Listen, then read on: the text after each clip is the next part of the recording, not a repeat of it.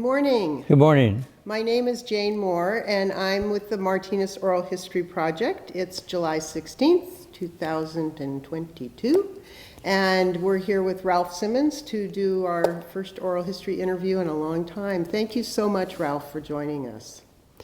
Well, it's a pleasure, and I'm really proud that we're here at First Baptist Church in Martinez. And,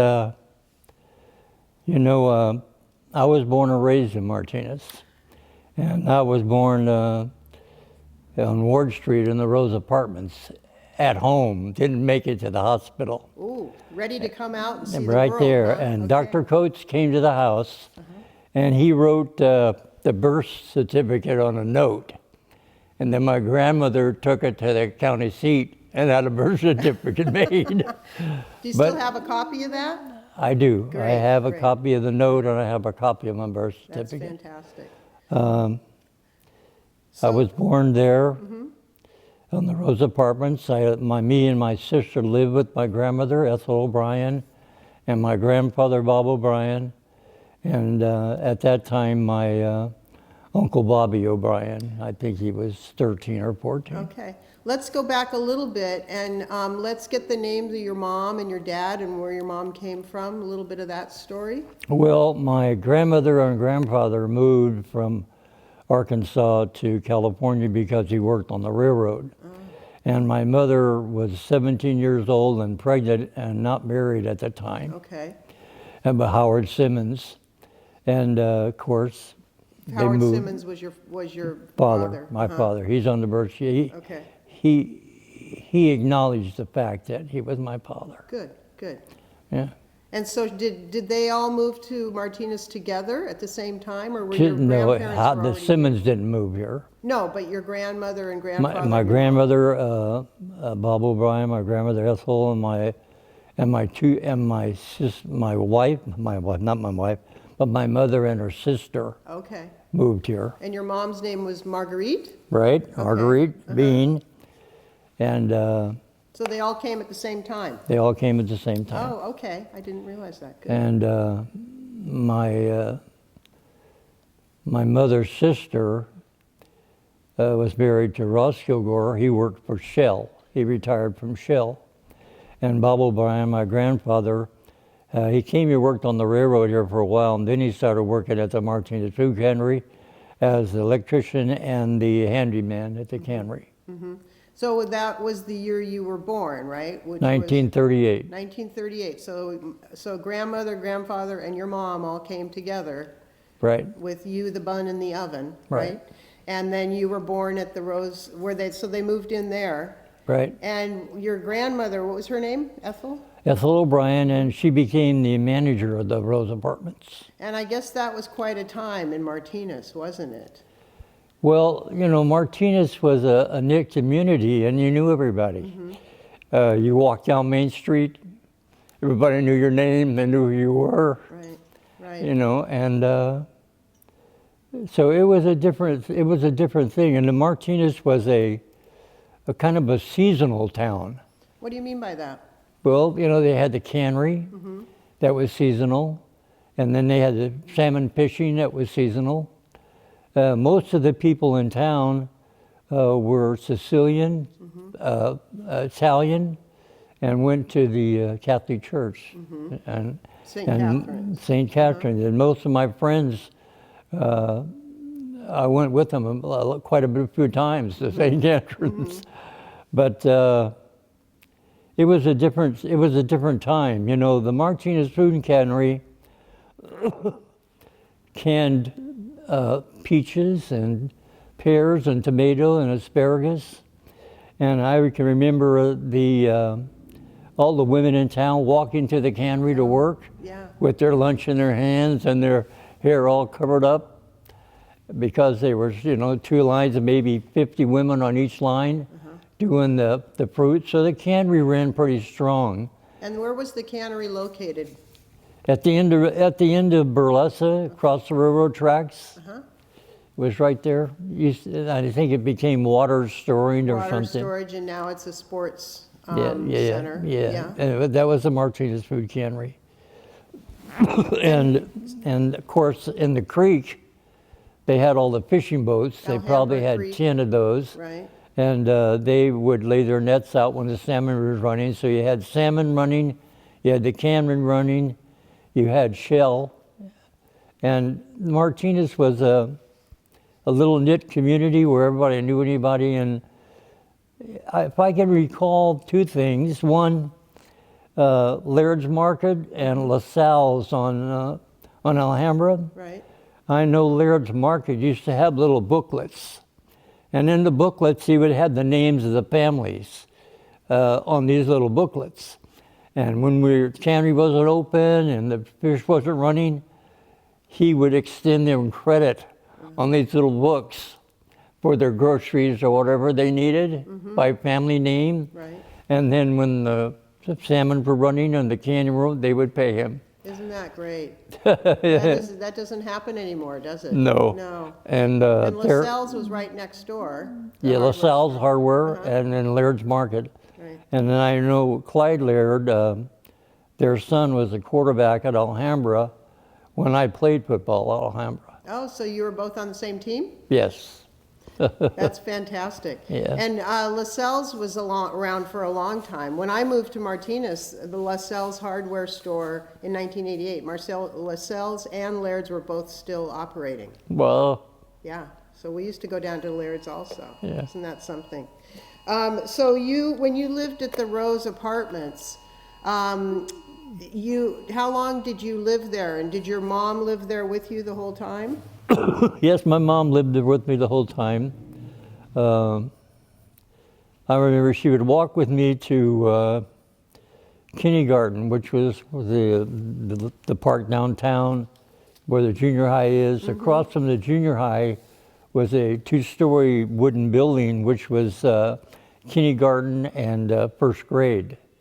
And we would go there. I can remember, the only thing I can remember about kindergarten was that they gave us chocolate milk and cookies every day. So Well, you didn't need to remember anything else. That's a pretty good memory right there. That's great. now we went to school at second, third, and fourth grade at the brick building where the police department is. Okay, right. That was second, third, and fourth. Where the boys' club is, that was fifth and sixth. Okay. And then junior high was seventh, eighth, and ninth grade. And where and that was then they- located where the junior high is now? That's Same right. location? And then Okay. they moved the ninth grade to high school. You went to school all within about a 10-block area of all the schools were in about You a could 10 walk block. to Yeah, everything. everywhere. And how, your sister, what was your sister's name? Gail, Gail. And when was she born? she was 3 years younger than me. Okay.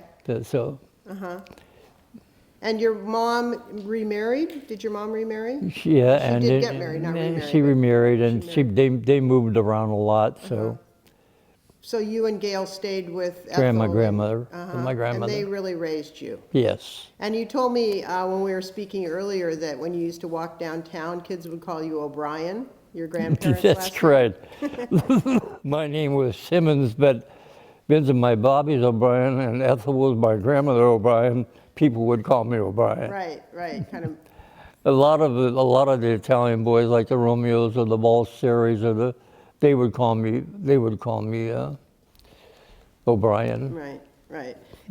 But you left, you moved from the Rose Street Apartments, right? Didn't it get torn down or something? Yeah, they tore them down after I actually moved to Concord. So Oh, so that was quite a while. So your whole your growing up, you always lived at in the Rose Apartment? well, really the Rose Apartments, but then I had an apartment when I got married to Carol Right, on Green Street, okay. and our 2 children were born. Both yes, Go ahead. No, go ahead. both children were born at the Martinez community, at the end of Alhambra, that brick building. Yes.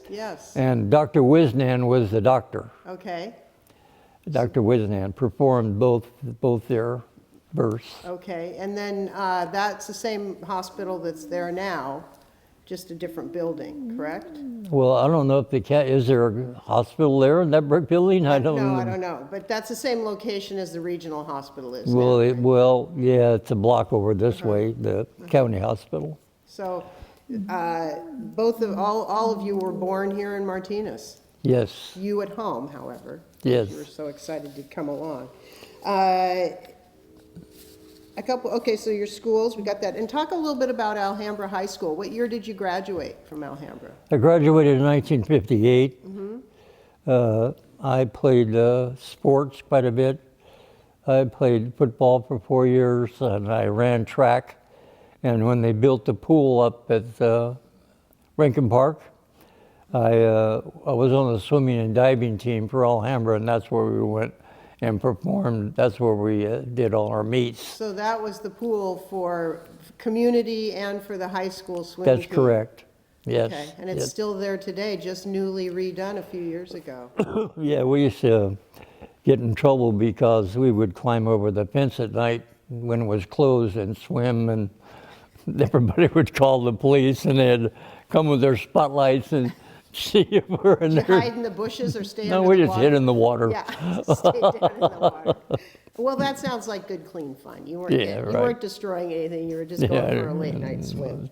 And did you you worked at the cannery also part time during the when you were in school? When I went to school, probably my junior and senior year, we went down there and worked a little bit part-time at the cannery, just doing little odds and ends. And did you work during the summer also? A little bit, only I didn't really work a whole lot there. I learned a lot by being there. What kinds of things did you learn? There? Well, first of all, there was a lot of people working there.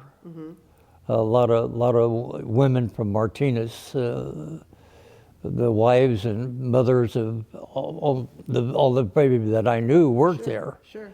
And it was just it was a community thing also. I mean, even though it was a factory and it produced canned goods, it was a community also.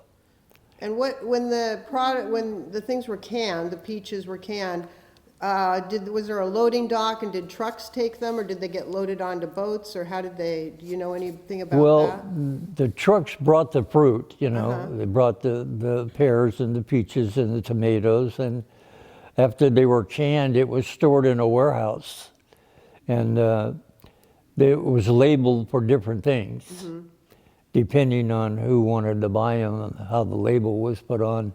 And then it was probably shipped then. Or on train, or went out Train. on train. So each product was a label for particular Yes, buyers. right. Okay, that's interesting. I didn't know that. Yeah. The cannery was a big thing for Martinez, and the fishing boats.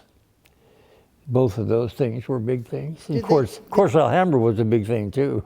And Shell was a big thing And also. Shell was a big thing. Right. My uncle Ross Kilgore retired from Shell, Okay. which was my mother's sister's husband. Did you have a lot of contact with your aunt and your uncle while you were growing up? Oh yeah, my two cousins, Shirley and Sharon, lived on Alhambra across from the old Barnett Market there, and they went to Alhambra with me. So that was, and they, so that was your mom's sister, And two cousins. who came from Arkansas. That's correct. Okay. Yes. And the two cousins. Right. Good. So a whole family unit, family connections right there All in Martinez. I know. Isn't that great? I love that. And a little bit more about high school. I know you remember your coaches. You want to talk a little bit about your coaches that you remember? Well, my Jackson. freshman and sophomore year, the head coach was Ralph Jackson And he was coach for which sport? for football and track. Ralph Jackson was a big Marine, and he had a son. And we did really well playing football my freshman and sophomore year under Ralph Jackson. My junior and senior year, the head coach was Coulter, Jim Coulter. We didn't do that great, but we played. But he was a good coach. So they didn't just coach one sport. They coached all of them. They were the coach. Yeah, the coaches coached everything, They coached everything. PE and everything, and they probably taught a couple classes, Uh-huh. maybe a English or spelling class. So they were all around involved. The coaches were involved with the school. Really we've interviewed some coaches, and we've had a lot of people talk about the coaches, and the influence that a coach can have on a teenager can be very powerful. Very powerful. Do you agree? Very, Did very, you feel very the same powerful. connection with them?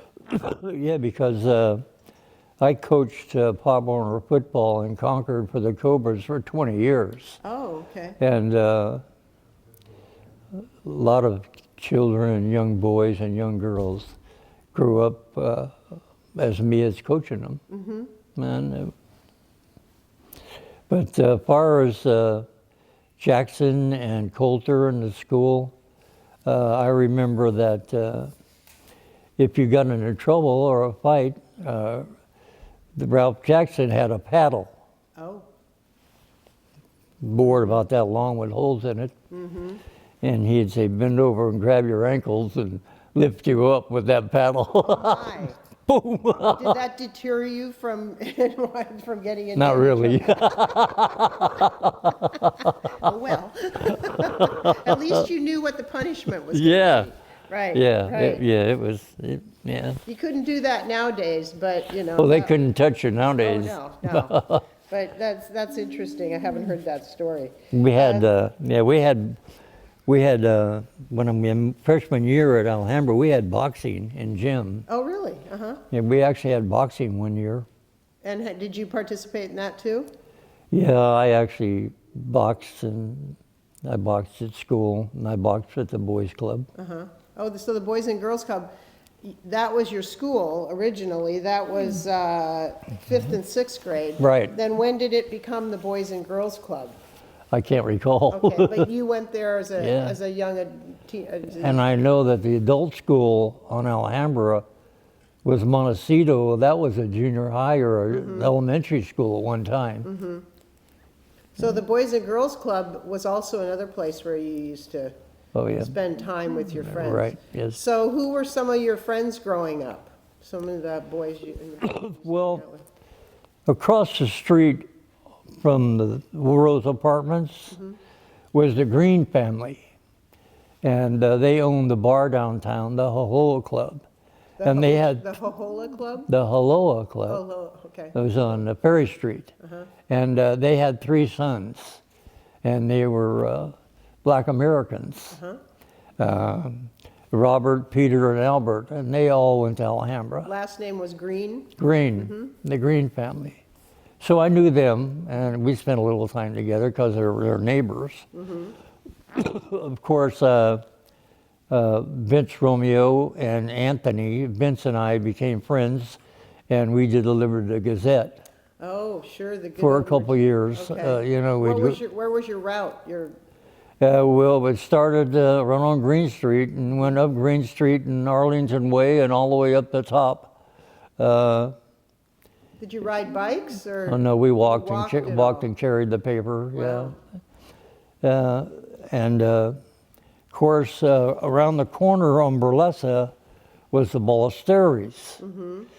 Anthony, Donnie, and Bunny, and then their older brother, which was probably ahead of my Uncle Bobby, Pepe Ballesteri. But I knew Anthony and Donnie and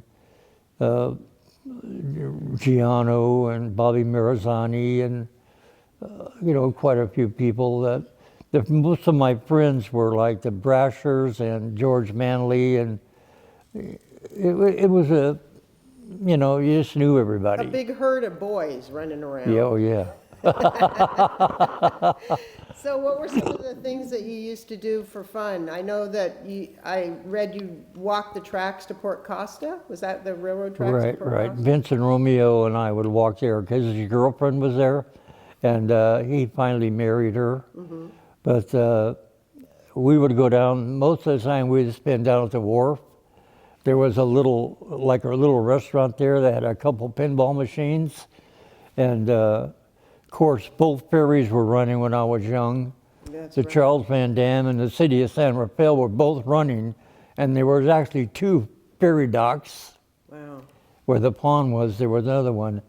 And when they stopped using the first one because of the fill-in, Were George, they filled in for the duck pond? They took the Yes. first one out? George Manley and I would go there and fish for flounders or whatever.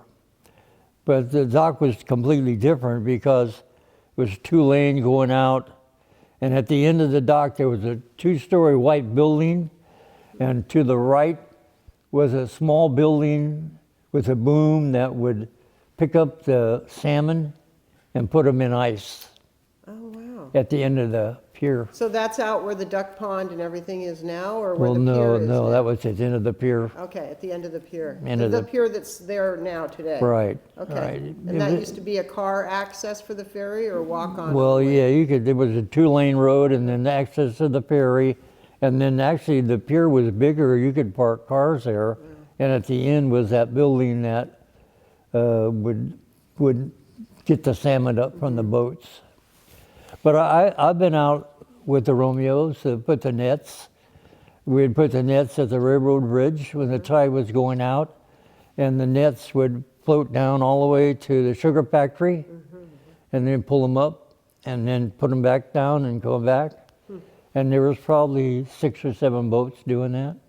And then what kind of fish were you catching? Salmon, Salmon. I mean big salmon. Yeah, and what happened? Did they sell? They sold the salmon, and that was their.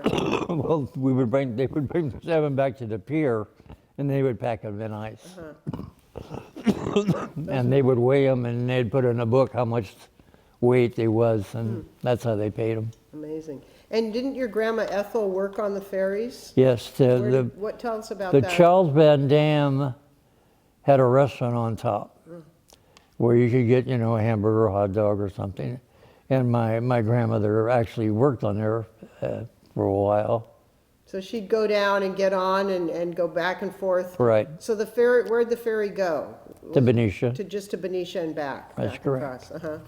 And so did she have, I bet she had a good time doing that. I imagine she was quite a character in that kitchen up on the top of the ferry.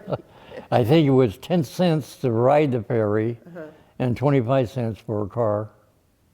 And did you go on the ferry a lot, or? Yeah, we'd ride it back and forth once in a while, have something to do, And she did that job, did your grandmother do that job for a long time? I can't recall, I don't think so. All right, I don't think so.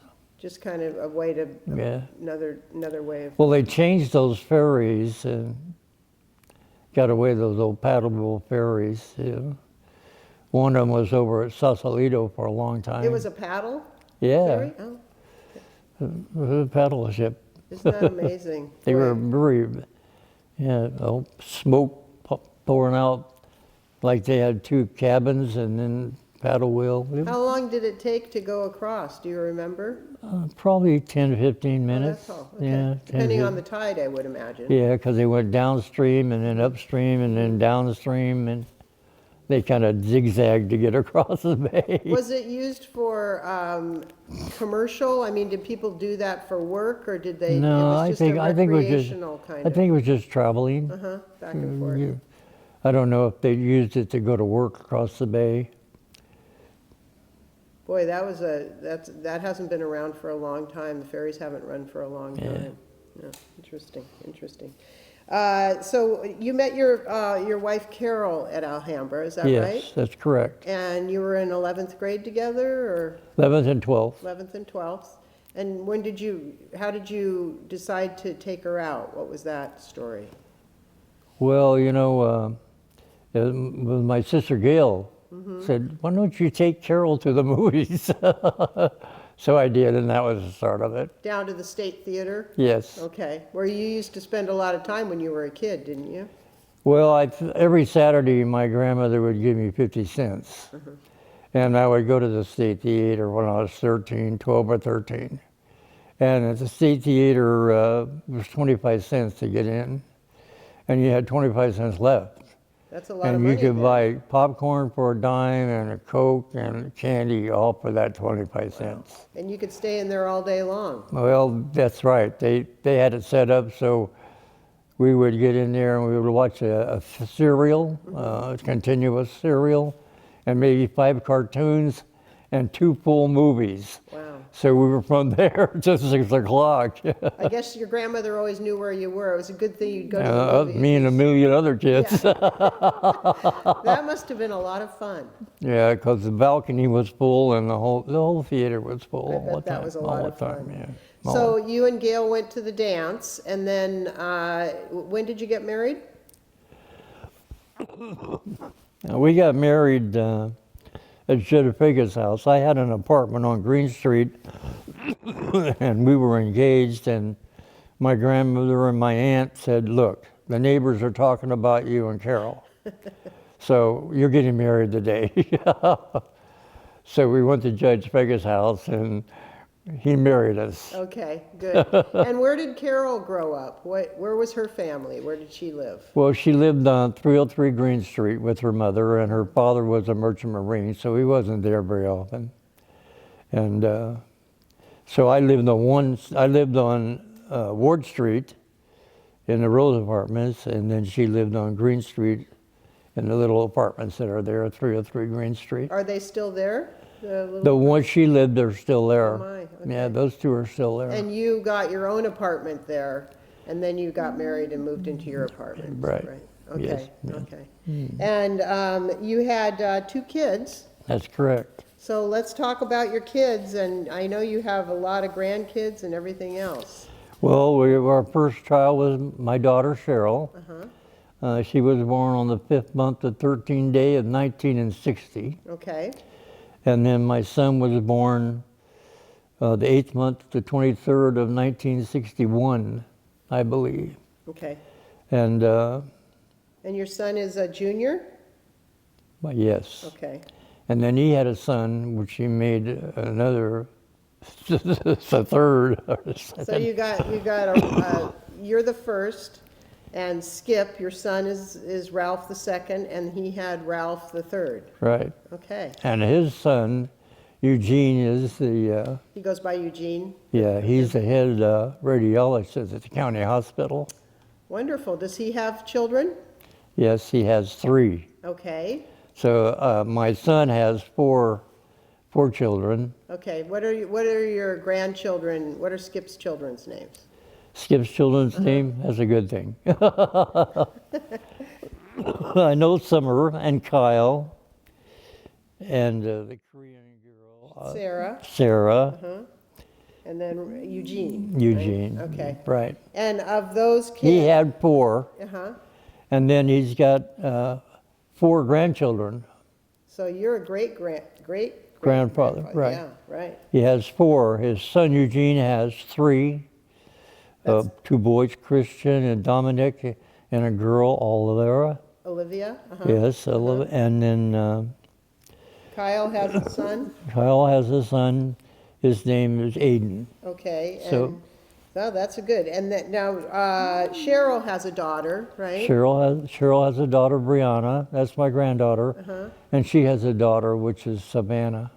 So you have a really rich family. You are a rich family man. I'm a great grandfather. I know, isn't that wonderful? We're so lucky Yeah. to have you. I know. You know all your stories, and you can share all that with them. That's correct. That's wonderful. And they didn't grow up in Martinez, correct? Your kids, they grew up in Concord? Who? Your children. You moved your family. Well, they grew up in Concord. My son went to Mount Diablo, and my daughter went to Clayton Valley, I believe. Clayton Valley. Good. And let's touch a little bit on your military service. I know you were in the National Guard. California National Guard. How long did you do that? 8 years. Me and like 4 or 5 of my high school friends decided to join the Army, so we joined the National Guard together. That's good. And what was that in 1957, 58? Was it after you graduated? Yeah. Okay. Yeah. And tell us a little bit about what you did and where. Well, when I was in the National Guard, we went to Camp Roberts in the summer for two weeks. Where was and that? of course located? we meet. Huh? Camp Roberts was in Southern California? Yeah. Okay. Uh-huh.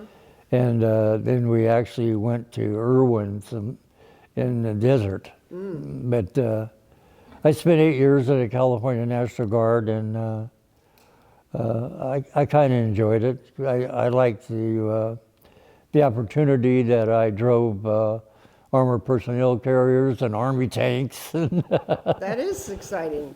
Yeah. Was that during active duty, or was that No, in no, training? In training? we're never active. Okay. Never active duty, only just the California National Guard.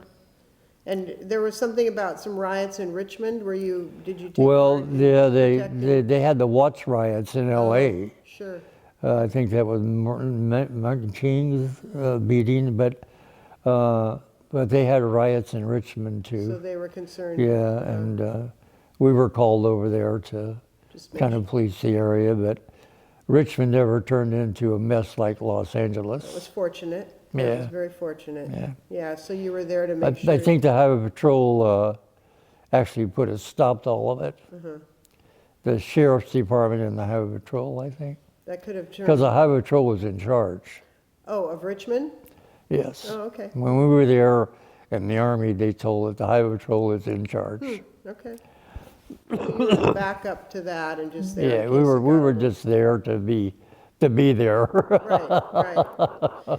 I did want to go back a little bit to I know you got accepted to the California College of Arts and Crafts because you had an interest in art. Well, my art teacher, Liza, I call her Aunt Liza, but anyway, I did a lot of chalk work and oil paintings and watercolor in high school for 3 years.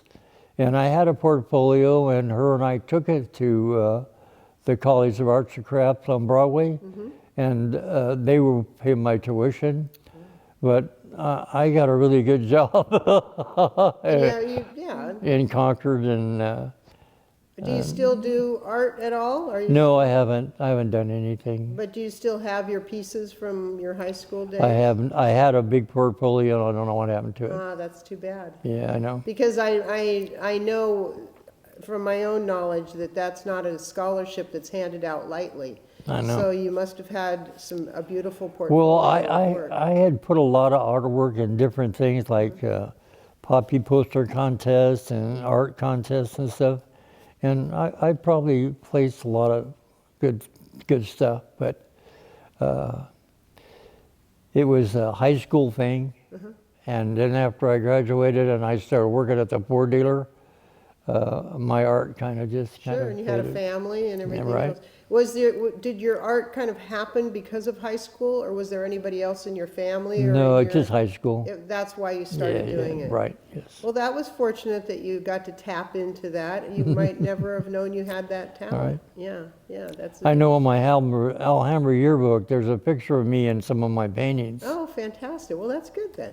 Maybe we can find a picture of that and put it in there.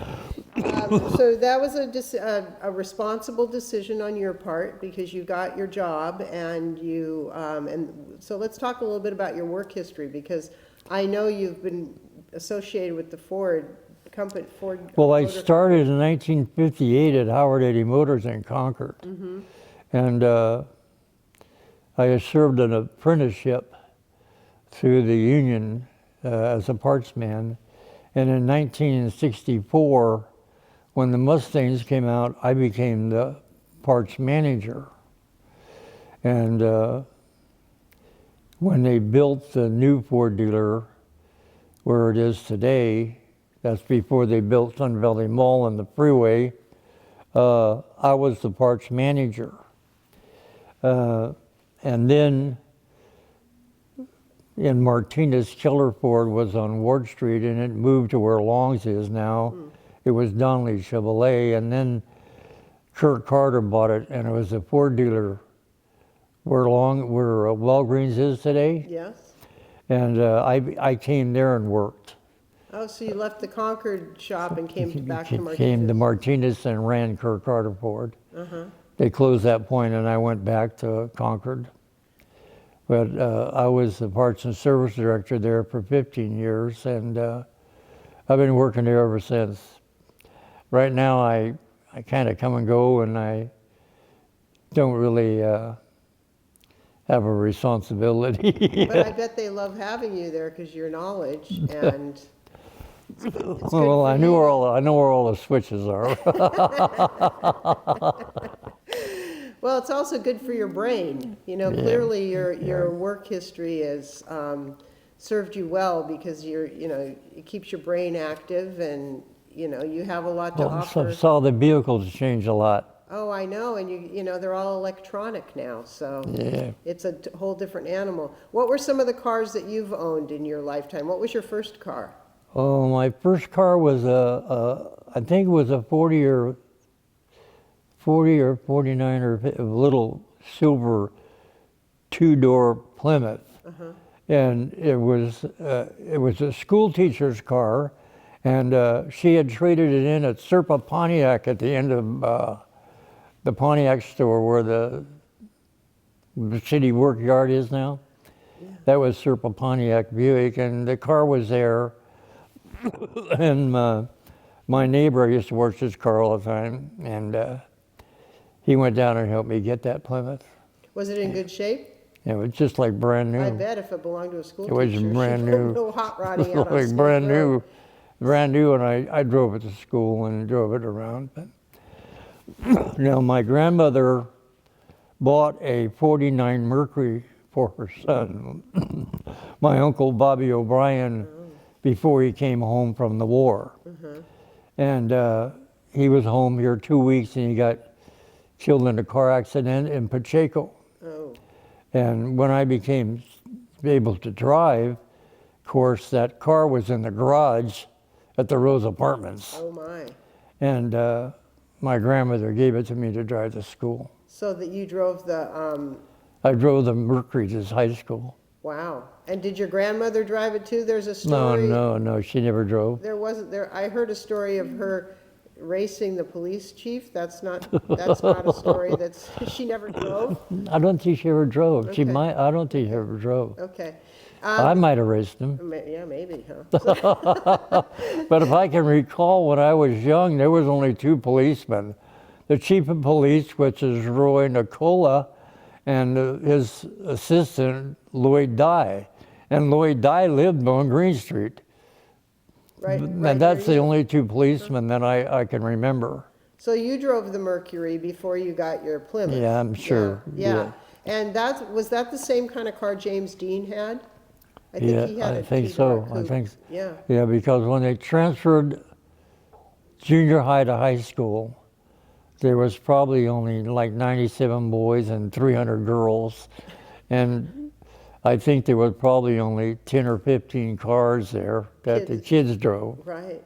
Well, you were one of the few then. And it was open campus. You could leave and drive downtown or Sure. go wherever you want. Did you have that car for a long time?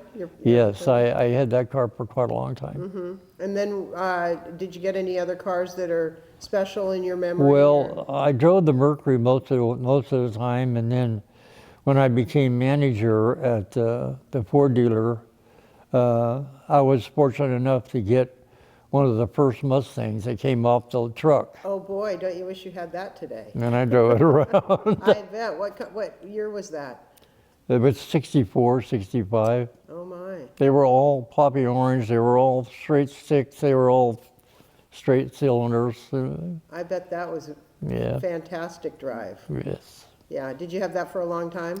Yes, I drove that for a while, and then I got another Mustang, and then I had a Thunderbird. But my son and daughter and Carol, we lived on Mendocino Drive in Concord, and they went to school right there, right down the street from the house. It was pretty nice. That is nice. That's it's fun to have a car history, especially if you work in the industry, because you appreciate. Well, I had a free brand new car every year all the way up till probably in the 60s, way up past the 60s. And so you got to buy one through the dealership every year. Yeah, and then as a manager, I was supplied with a free car every year. Oh, they gave you a car. Yeah. Oh, wow. Well, then, Every year, yeah. that's fantastic. That's something that doesn't happen anymore either. I remember here at church, my grandmother and my aunt and my mother, they came here to this church and they sang in the choir. And I was actually baptized here when I was 14. Yeah. And I actually went to Sunday school here quite a bit. So this church has been very important to your family. Right. The First And my Baptist. sister Gail was married here. Okay, yeah. And you're very involved now, correct? To Well, this day? when we moved to Concord and I moved away from church, but I came back here in 1998. And I became the treasurer, the secretary, and the president. And I've been here for over 20 years now. And basically you know where all the keys are and you know where all the switches are, right? That's correct. So did your children come here to go to church also, or? No, because most of my family on my other side are all Catholics. Oh, okay, so that was different. But was my your- son and my grandson Eugene, he graduated from De La Salle. But it was your grandmother that brought you here. She just liked this. Yeah, She yes, liked this yes, right. church. I can remember this church was packed. They put chairs up alongside the walls and down the aisles. When you were a kid. Yes. And but you said that the kids that you grew up with, a lot of them were Catholic and went to St. They were all Catherine's. Catholic. So they were a few blocks away at St. Catherine's and you were here. Right. And you and your sister came But here? yes, and I went to St. Catherine to go a lot of it with them. Sure. You know, we all went to kindergarten and up through the 3rd or 4th grade together. But then they built the Catholic school across the street from the brick buildings where the police department is. Right. They built the Catholic classes there, Sure. up to junior high, I believe. Yes. So, like all my Catholic friends that were going to school, being in the 2nd and 3rd grade, are now across the Across street. the street. Right, across the street, Yeah. in their uniforms.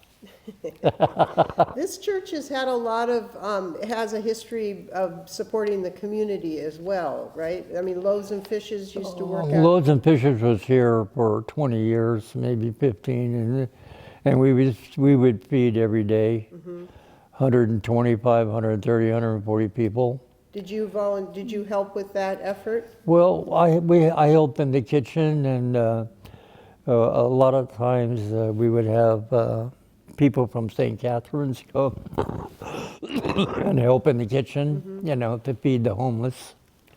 We also had every Christmas we would give out turkey dinners here at this church. We would go to John Sweat Junior High or elementary, and we would have a turkey trot.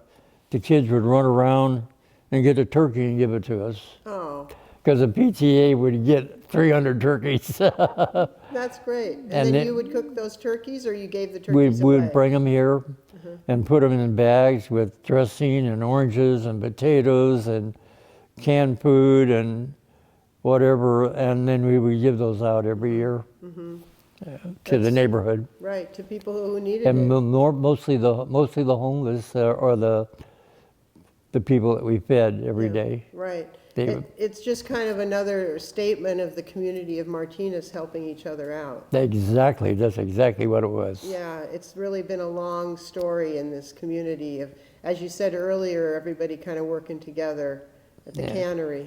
Yeah, if somebody was ill or somebody passed away, all the neighbors would be there for support with food or whatever they needed, you know. It was, I think it's partly the geographic layout of this town is that you're bordered by water and hills and a refinery, so you're kind of in this boxed area, especially when you were young, because the town kind of ended up where Walgreens, wasn't it Orchards all the way to the John Muir House? yeah, the Alhambra turned at the White Club there where Walgreens is now.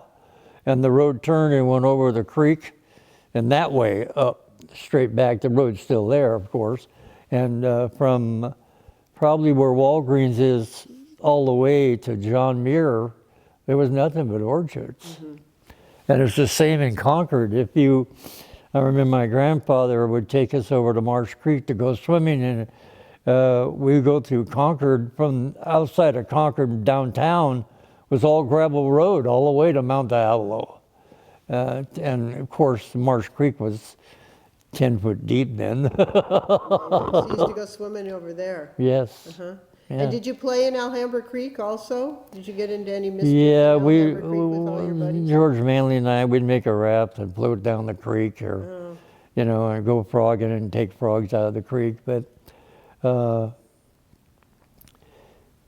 creek sometimes would overflow quite a bit. Do you remember those overflowing? Oh yes. Where were you? You were on Ward Street at that time at the apartments? We were on the corner of Allen and Burlesa and the brick building there. Me and my sister, my grandmother, and I can remember 3 foot of water going down Burlesa. Oh wow, that came up from the tide creek, and the rain. and the creek overflowed. Yeah. Did you go out and investigate, see what you could find out? No. Well, the creek has had quite a story also, because down where you were talking about the salmon boats and everything, it was not filled in with silt. They could bring boats all the way up to Main Street, right? Right. Behind the Pellegrinis. You could bring the Pellegrinis, the Romeos, the Bolitanis. I think their fishing boats could go all the way up to the railroad tracks. Yeah. I mean, when you went down Burlesa to go to the ferry, there was a bridge, the railroad tracks, and on the other side of the railroad track there was a bridge, and then there were some houses, maybe 2 or 3 or 4 houses, and then some old shacks, county shacks. But there was a bridge that went across where everybody walked to the cannery. You could actually drive a car across that. But from there out, all the fishing boats were in the creek. Quite a rich life there. Yeah, and then at the end of that creek, towards the end, is where they had all their fishing nets stretched out on wooden racks, to repair them. And, That's right. We've heard some stories about that. yeah, Yeah, that's quite something. yeah. Yeah. Like the nets that they would lay out were probably 30 fathoms deep, and the bottom had weights, lead weights. The tops had big corks, and they would float, down. And the nets were probably about that size to catch the salmon. All out along the. Right. I've been out there with the Romeos. They had 2 fishing boats. One was named the Romeo, and the other one was the Angelina. They're little one-lungers. Dunk, dunk, dunk, dunk. And I just wanted to kind of touch back onto your time at Ford. I know your son wrote a letter to the Ford Foundation to acknowledge your over 60 years of working for Ford. Is that right? That's correct. And did they respond back, or? Yeah, Henry Ford Jr. signed a letter. That's fantastic. Yeah, congratulating me. Yeah, that is quite. I mean, it's an accomplishment to Yeah, right. stick with the same company and to achieve such a, At the time that I was in the National Guard and the time I worked at the Ford dealer in Walnut Creek for a while, I was a Walnut Creek Reserve police officer for 8 years. At the same time you were doing the National Guard? Yes. And working and had a family? Yes. You were busy. Yeah. That's something. Yeah. That's something. Well, it sounds like you've had just a wonderful life in the sense that you grew up in a close-knit community and people keeping an eye on you. I'm sure you and the herd of boys that you hung out with were, got into some mischief, but it was good mischief, right? I go once in a while, I go to the Alhambra games and I see Bob Sparacino there, because their dad owned a men's store downtown. Okay. Yeah. And so you still see some of the old guys around? I still see a few. George Manley once in a while comes and he's there, and Sparacino's there. Good. I know there's a decades reunion coming up in August for Alhambra High School.